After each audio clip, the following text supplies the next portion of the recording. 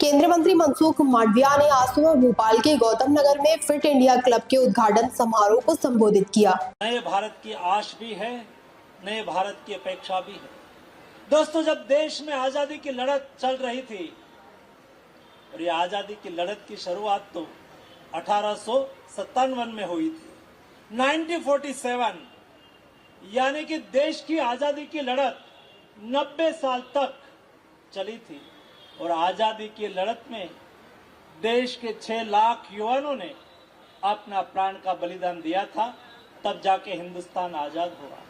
हिंदुस्तान आजाद तो हो गया, लेकिन मोदी जी ने कहा कि वर्तमान समय के युवा देश के लिए जिए, देश के लिए कुछ करने का जज्बा रखे। और जो 25 साल है वो अमृत काल का समय है। ये 25 साल तक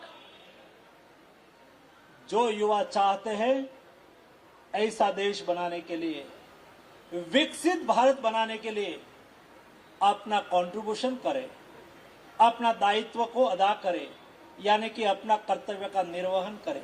क्योंकि आपको जो आज 20 साल के युवा है वो 25 साल के बाद जब देश आजादी का शताब्दी वर्ष मनाता होगा तब वो 45-50 के होंगे।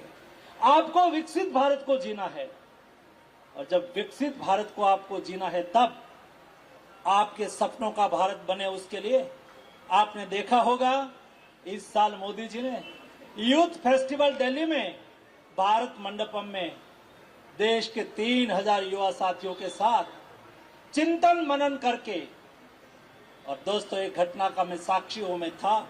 सारे दिन मोदी जी देश के युवाओं के साथ बैठे और देश के युवाओं ने मोदी जी के सामने 10 प्रेजेंटेशन रखा। विकसित भारत में स्पोर्ट्स कैसी होनी चाहिए, विकसित भारत में सस्टेनेबिलिटी में हमें क्या करना चाहिए, विकसित भारत में वुमेन एम्पावरमेंट में हमें क्या करना चाहिए, विकसित भारत के लिए मैन्युफैक्चरिंग सेक्टर को हमें क्या ले जाना चाहिए।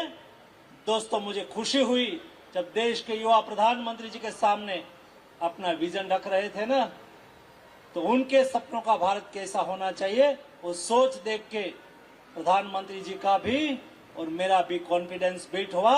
हम विकसित भारत की ओर आगे बढ़ने के लिए आगे चल पड़े हैं दोस्तों।